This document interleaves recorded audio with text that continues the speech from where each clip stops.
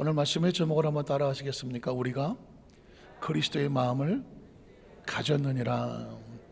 우리가 그리스도의 마음을 가졌느니라. 이런 제목으로 말씀의 은혜를 나누기를 원합니다. 과학이 창조를 증명할 수 있을까요?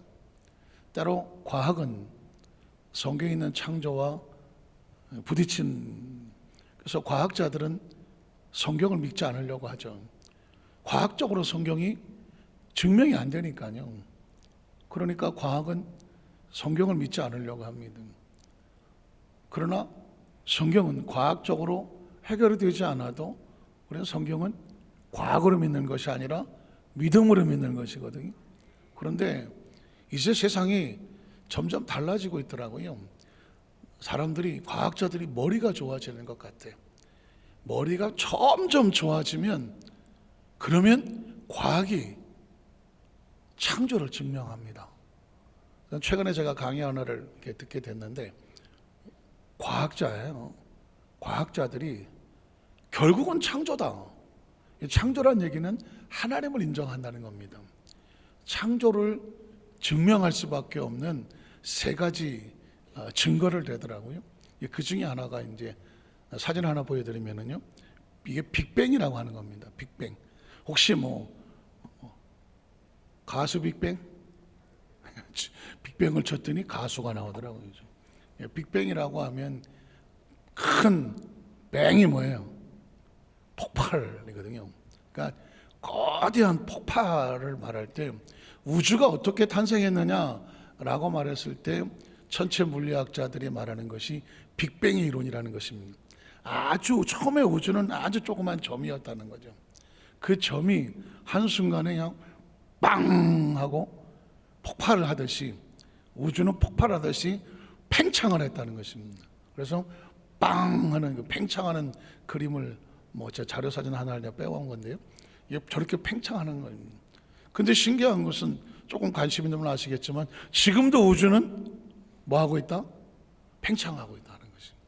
우리가 우주가 팽창하고 있는지 우리는 못 느끼니까 팽창하나 그러겠지만, 천체 물리학자를 보면 그 전에 보았던 별이 점점 멀어지고 있다는 것입니다. 그러니까 이론이 뭐예요? 우주는 팽창하고 있다는 것입니다. 그러면 이 과학자들이 우주가 어떻게 생겼을까 할 때, 처음엔 아주 조그만 점이었던 것이 계속 지금 우주가 커지고 있으니까 아마도 처음엔 조그만 점이었던 것이었던데, 이게 빅뱅에 의해서 빵 퍼지면서 지금 같은 우주가 되고, 지금도 우주는 팽창하고 있다라고 하는 것입니다. 그러다가 보니까 과학자들이 아차 싶은 거예요. 그러면 처음에 점이었던 그 점, 아주 작은 우주로 점으로 시작했던 그 점은 어디서 왔지? 과학자들이 빅뱅 이론을 만들어 놓고 아차 싶은 게 뭐냐면, 빅뱅 이론은 과학이 증명하지만 그 점의 존재는 과학이 인정을 못하는, 존재를 못하는 거예요. 그러면 이 존재한다는 것은 과학이 밝혀낼 수가 없어요. 과학이란 뭐냐? 이미 존재하는 것들에 대한 현상과 법칙에 대해서 이론을 말하는 것이지, 어떻게 생겼느냐는 과학의 영역이 아니거든요. 그래서 과학자들이 말합니다.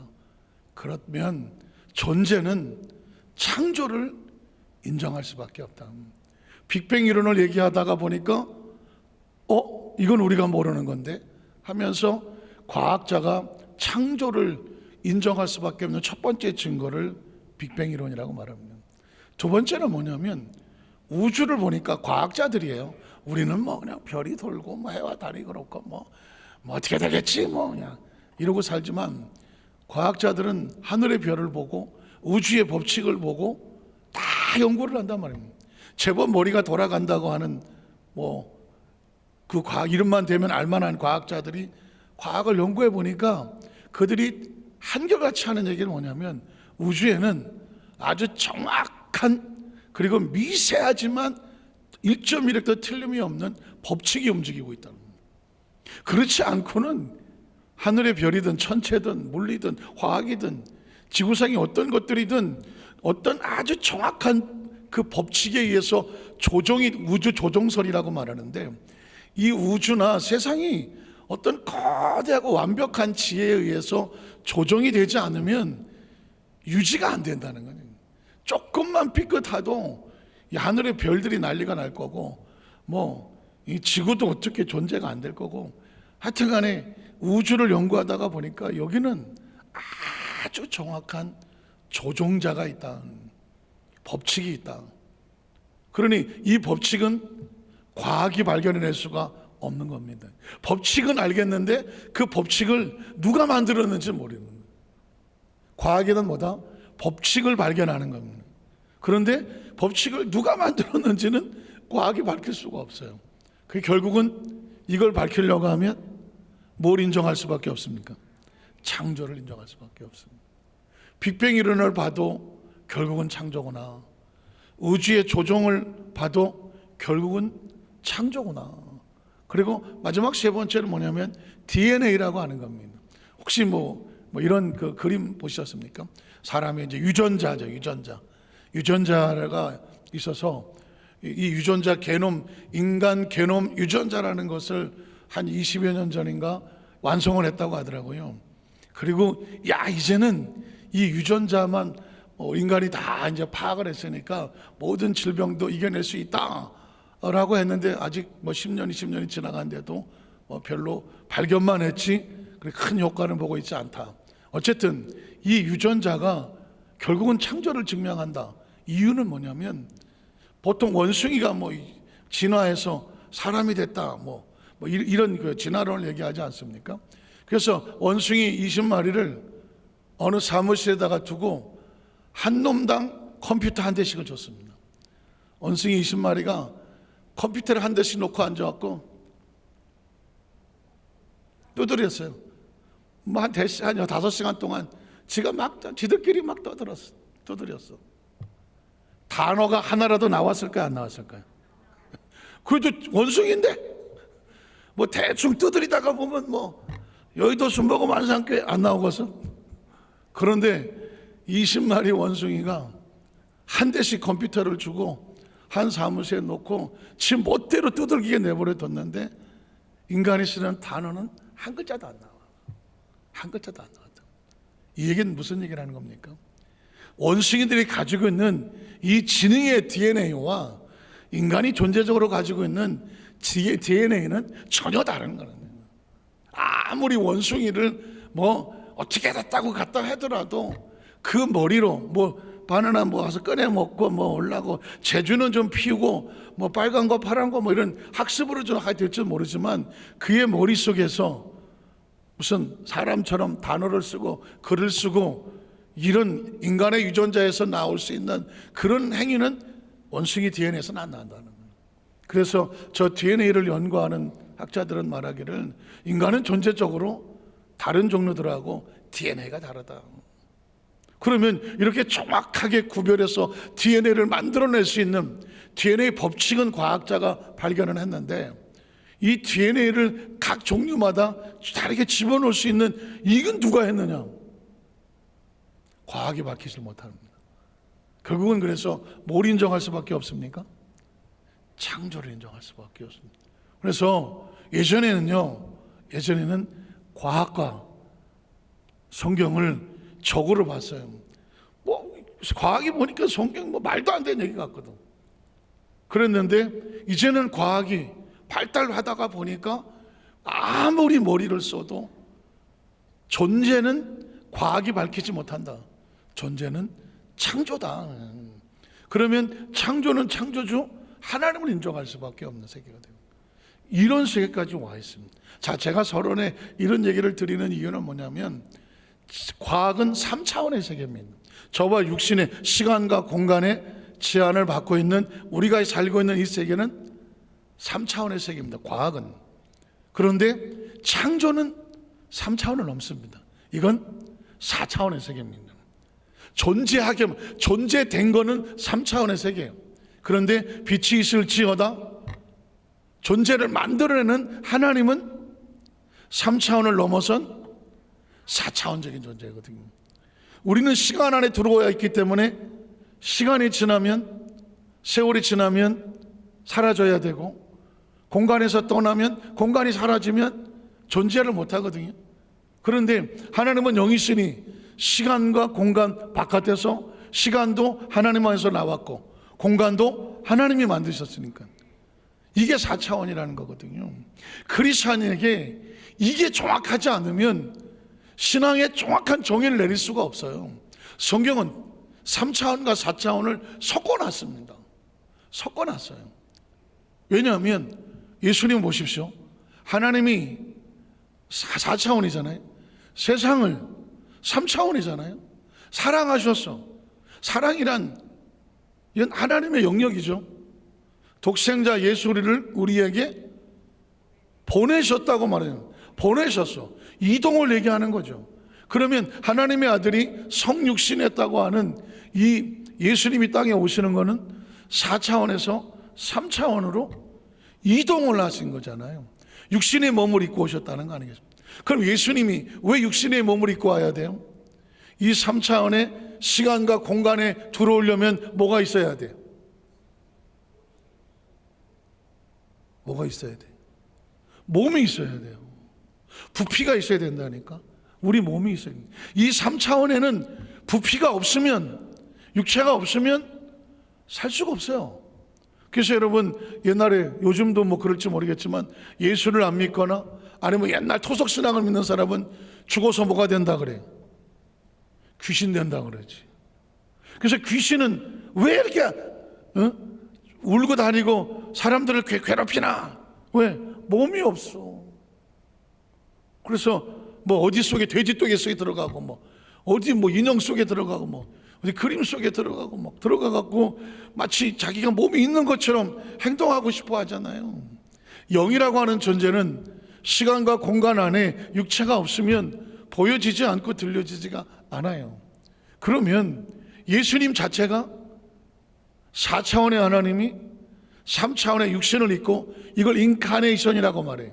인카네이션. 이는 뭐예요? 안으로 들어온다는 거죠. 카네이션이라는 것은 카니발, 이런 뜻이 사육제, 육체, 고기 덩어리, 육체라는 뜻이에요. 그러니까 육체 안에 들어왔다. 성육신이라 이런 거예요. 어디서 들어와? 하나님의 나라 속에서요. 그러니 예수님이 이 땅에 오셔서 왜 성육신을 하셨느냐? 영으로 다니면서 얘기하면 못 알아들어. 지금 제가 이렇게 얘기해도 나 뭔 말인지 모르겠다. 괜찮아, 이게. 다음에 또 하면 되잖아. 이게 이해가 안 되면서 무조건 예수를 믿으라고 왜냐하면 성경이 헷갈릴 수밖에 없다니까. 이건 3차원과 4차원을 짬뽕을 해놨다니까. 제가 처음에 한동안 이런 설교를 많이 했잖아요. 아니 3차원과 4차원도 구분도 안 되면서 어떻게 예수를 믿는다고 하는지 난 신기한 거야. 왜냐하면 이건 막 짬뽕을 해놓은 거거든요. 이거를 분리를 해서 인식을 해야, 아, 이거는 하나님의 차원이고 이건 육신의 차원이구나. 왜냐하면 저와 여러분이 그래. 예수를 믿기 전에는 우리는 육체를 가지고 사는 3차원적인 존재야. 하나님도 모르고 천국도 관심이 없고 그냥 죽어서 없어지는 존재야. 예수를 믿고 나니까 영접하는 자, 곧 그름을 믿는 자는 하나님의 자녀가 되는 권세를. 하나님의 자녀는 3차원입니까? 4차원입니까? 4차원. 하나님의 자녀니까, 하나님의 소속이니까 이건 4차원적인 존재다. 예수를 믿고 영혼이 깨어나서 영적인 자녀가 됐다며. 하나님을 아버지라고 부른다며. 거듭났다며. 본 어게인 했다며. 그건 아버지를 인식했다며. 영이 깨어나서. 그 영이 살았다는 얘기 뭐예요? 영적인 존재가 됐다는 거잖아요. 영적인 존재는 3차원입니까? 4차원입니까? 4차원이죠. 이신의 딸, 김신의 딸, 박신의 딸은 3차원입니까? 4차원입니까? 이건 3차원이지. 우리 아버지, 우리 어머니 육신 입고 났으니까. 그런데 보세요. 예수님은 하늘에서 와서 하늘로 올라간 인자밖에 없다. 그런데 육체를 가지고 다녀. 그러니까 3차원이면서 4차원적인 존재잖아. 입만 열면 예수님은 3차원을 얘기하지 않아. 하나님의 나라, 하나님, 이 얘기만 해. 그러니까 이 제자들도 못 알아듣고 바리새인 서기관들은 저거 뭐야, 이상한 소리 하는 것 같고, 오죽하면 예수님을 저 귀신 들려서 그래, 헛소리 하는 거야. 예수님을 왜 그렇게 갖다 묻힙니까? 3차원의 영이 깨어나지 않으면 4차원의 하나님을 알 수가 없어. 너희가 듣기는 들어도 깨닫지 못하며 보기는 보아도 알지 못하니 귀 있는 자가 들을지어다. 성령이 말씀하십니다. 이건 4차원적인 얘기다. 그래서 제가 다시 한번 오늘 말씀을 드린 얘기도, 바울도 사울이었을 때는 3차원적인 존재야. 대가리는 엄청 좋아. 그냥 뭐 가말리엘 어쩌고, 나보다 공부 잘하는 놈 나와보라 그래갖고 그 예수 믿는 그리스도도 좀 무식한 것들 그냥 잡으러 다녔던 사람 아닙니까? 다메섹 도상에서 하나님 예수님을 뭐 제대로 만나서 꼬꾸라지고 나면서 뭐가 떠집니까? 눈에서 비늘이 떨어져 나가고 성령의 충만함을 받고 예수를 구주로 고백을 하고, 너희가 십자가에 못 박힌 예수가 그리스도고 하나님이 살리셨다, 이 복음을 전했다는 얘기 뭐예요? 영이 깨어나서 이제는 3차원의 사울을 가지고 있지만 4차원의 눈이 뜨어져서 복음을 전한 자가 됐다는 거 아닙니까? 그래서 복음을 전하는데 핍박을 받잖아. 왜 바울이 가는 데마다 핍박을 받고 교회를 세우는데 나중에 순교를 합니까?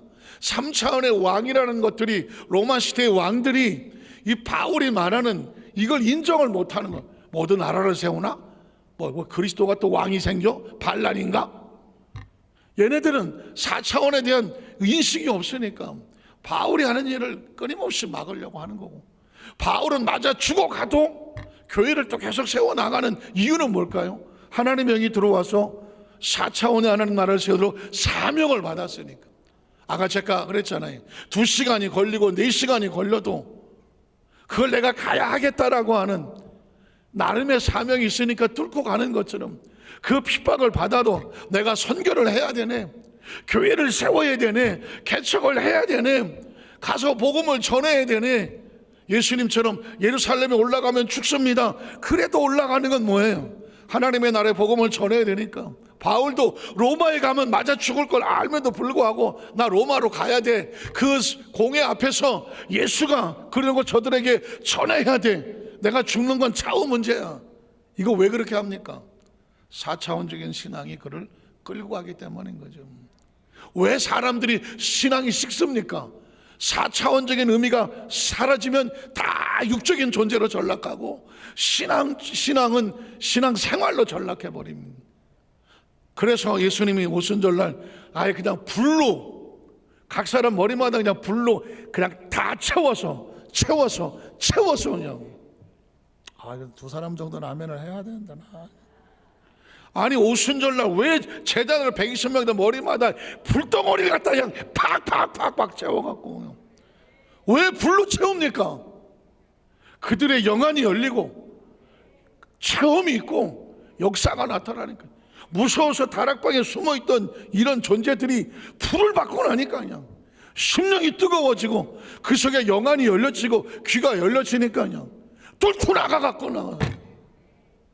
너희가 십자가에 못 박혀 죽인 예수를 하나님이 살리시고 주와 그리스도가 되게 하셨느니라. 그러니까 맨 처음에 저것들 뭐지 하다가 말씀을 듣는데 심령이 꼬꾸라지고 엎어지면서, 그럼 우리가 어떡하냐, 이게 왜 그럴까요?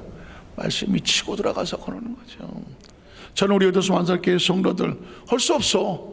저와 여러분이 운명처럼 만났으니까 전 여러분의 영혼을 깨워야 되고, 머리마다 그냥 불덩어리 갖다 채워져야 되고, 심령이 뜨거워져야 되고, 그래서 마지막 신앙생활 할 때 껍데기로 끝나지 않아야 된다니까. 오늘 뭐 전 세계에서 온 선교사님들도 있고, 또 뭐 여덟교회 또 우리 교단의 뭐 어른들 해서 한 400명 가서 뭐 모처럼 인사한 사람들도 있고 해서 앉아서 같이 있었는데요. 야, 목사가 뭐 장로님들도 계시고 다 선교사님도 계시지만 뭐 100명이 됐든 200명이 됐든 400명이 앉았다고 하면은 어떻게 되겠습니까? 막 거기가 들썩들썩 해야 되지 않습니까? 어떻게 생각하십니까?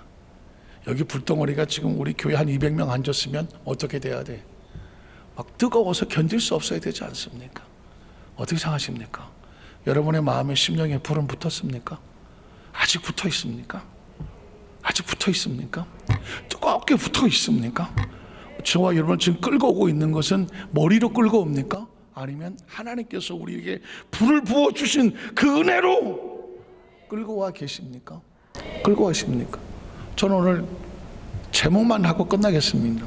다음 주에 또 하면 되는 거예요. 우리가 그리스도의 마음을 가졌다. 제목이 앞으로 마찬가지입니다. 모든 설교 말씀과 제목이 됐든 내용이 됐든 이건 3차원과 4차원이 믹서가 되어 있습니다. 자, 우리가 누구입니까? 우리가 누구입니까? 우리가 예수를 믿기 전에는 그냥 세상 사람들과 똑같은 흙덩어리, 예수를 믿고 나니까 바울이 그 시대 사람들에게 우리가 뭐예요? 예수를 믿고 구원받아서 예수를 주는 그리스도시요 사랑 하나님의 아들이여 고백을 하고 하나님을 믿고 하나님의 자녀됨을 알고 천국을 소망하고 이 땅에서 핍박을 받고 고통을 당하고 어려움을 당할지라도 우리의 고향은 하나님의 나라에 있습니다. 이 고백을 하고 모여있는 우리가, 이 말씀을 듣고 있는 우리가 누구의 마음을 가졌어요? 그리스도는 누구입니까? 하나님이 세상을 이처럼 사랑하셔서 너희가 흙덩어리로 있으면 안 되겠다, 너희 영혼을 깨워야 되겠다, 예수를, 하늘에 있는 예수를 이 땅에 육신을 입고 우리 가운데 오셔서 1대1로 찾아다니면서 너는 나를 따르라 그래요. 베드로야, 안드레야, 빌립아 다 불러내. 그들이 그 마음을 듣고 나오면서 내가 너희를 사람을 낚는 어부가 될 것이다. 너희 마음이 뜨거워지거든 너희도 그 뜨거운 마음을 가져가서 너희가 아는 그 영혼들을 하나님의 나라로 어떻게 불러와라, 건져내라. 이게 사람을 낚는 어부 아닙니까? 난 널 그렇게 만들려고 불렀다는 거 아니겠습니까? 그 그리스도의 무엇을 가졌어? 마음을 가졌어. 그리스도의 마음은 누구의 마음입니까? 하나님의 마음 아닙니까? 하나님의 마음입니다. 마음을 가졌다. 말씀을 정리하려고 합니다. 왜 이런 고백을 하게 될까는 제가 다음 주에 하겠습니다. 왜냐하면 제가 오늘 너무 마음이 뜨겁더라고요. 마음 뜨거운 게 세상이 너무 식어가고 있습니다. 크리스천들이 너무 식어가고 있어요. 교회가 식어가고 있고, 조심스러운 얘기지만 혹시라도 죄종들은 식어가고 있는 것은 아닐까? 문득 지방회장 취임 예배 저희 교회에서 할 때 한번 말씀을 드렸지만 머릿속이 떠나지는 않아요. 우린 그렇게 통성으로 기도하고 그렇게 예배하고 설교하고, 어떤 저보다 젊다는 거죠, 목사님이. 여의도 순복 안산교회는 순복음교회 같아요. 야, 깊은 고찰, 숙고, 사색이 필요한 단어입니다. 여의도 순복음 안산교회는 순복음교회 같아요. 그 얘기를 듣고 이게 뭔 말이지? 우리가 지금 안산시 지방의 교회가 80개가 하나 더 늘어나서 81개가 됐어. 순복음이야. 간판이 순복음이야. 80교회가 모여서 예배를 드렸어. 그리고 기도하고 찬양했어. 그런데 그 다음엔가 만났는데 목사님 교회는 순복음교회 같아요. 그 순복음교회지. 요즘 그렇게 안 드려요. 요즘 그렇게 안 드려요. 절렁하더라고. 요즘 그렇게 안 드려요. 그렇게 드리는 교회가 별로 없어요. 와, 오늘도 목사님 대화를 하고 그러면 순복음 우리 교단 안에 순복음 부흥사회라는 게 있어요. 부흥사회. 순복음 교단에 몇천 개인데, 이게 교단 전체 교회가 몇천 개가 될지 모르겠죠. 어쨌든 간에 그 전체 우리 여의도 순복음 교단 안에 순복음 부흥사회라는 게 있어. 그러니까 나름 어쨌든 부흥의 열정을 가지고 하시는 분들이 있는데, 아니 절대로 순복음 부흥사의 뭐 상임회장, 뭐 대표회장 한 분 상임회장을 좀 해주십시오. 아, 나 안 합니다. 아, 목사님 하셔야죠. 아, 저 같은 소인이, 아, 전 뭐 안 합니다. 그랬더니 어떻게 옆에 이제 엘칸토에서 홍콩 수목에서도 김영성 목사라고 아주 똑똑한 목사가 하나가 있어요. 미국의 USC를 나오고 플로에서 공부하고 한세대 공부하는 친구인데, 여러분도 아시겠는데, 목사님 후배들한테 뜨거운 열정과 저희에게 부흥을 가르쳐 주세요. 아, 또 이렇게 얘기하니까 또 제가 마음이 약해요. 그러면서 만약에 순복음 부흥사회가 조직이 아닌, 정치가 아닌 이 교단에 정말 성령의 불 받고 이 교단을 다시 성령의 역사로 회복을 시키겠다고 하는 그런 마인드를 대표회장이 갖고 그런 부흥사가 모인다고 하면, 그럼 내가 갈게. 그러나 조직도 싫어. 나는 정치도 싫어. 사람 모이는 것도 싫어. 무슨 순복음 부흥사 함께 이 덩어리 자체도 난 싫어. 하려면 성령의 역사하시도록 운행하시는 그런 열정을 가진 사람들이 모여서 부흥사를 하라고 그래. 그럼 내가 갈게요. 그 얘기를 하면서도 제가 마음이 언뜻 슬펐습니다. 왜 그러냐면, 우린 진짜 순복음인가? 초대교회 때 오순절 성령 받고 모이면 기도하고 성령이 진동을 하고, 흩어져 나가면 귀신을 쫓아내고 병든 자를 치료하고, 그 복음을 듣고 하나님 영적으로 살아 돌아오는 그 초대교회적인 역사가 이 재단에, 우리 교회에, 이 땅에 있어야 되지 않겠습니까? 그걸 선두로 들고 나갈 교회가 누구야? 순복음 교회 아니겠습니까? 우리 여도수 완산교회가 이 안산에 존재해야 되는 이유는 딱 하나입니다. 하나님 성령 운동하게 하여 주시옵소서. 성령 운동이 지금은 교단의 문제가 아닙니다.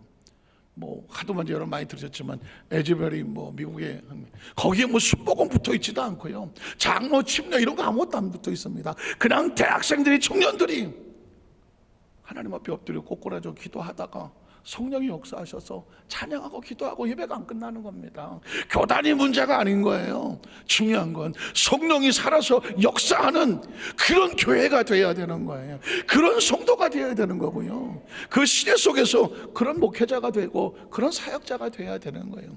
여의도 순복음 안산교회 순복음이 붙었기 때문에 순복음의 역사라고 우리 교단의 이름에다가 희망을 거는 게 아니라 우리가 순복음이어야 되는 거예요. 한 사람 한 사람이 성령 운동을 해서 우리 속에 성령이 역사하고 운행하시는 통로가 되기를 한 사람 한 사람이 소원해. 진짜 그게 오순절 교단이고 성령 운동이 되는 겁니다. 오늘 청년부가 오늘 찬양 인도도 하고 우리 순서를 맡고 아까 대표기도도 하고, 대표기도 드럼만 잘 치는 줄 알았더니 목소리도 좋고 기도는 어떻게 또 열심히. 나 아까 기도하는데 마음이 웅크러서 목사님의 마음에 평안을 주시고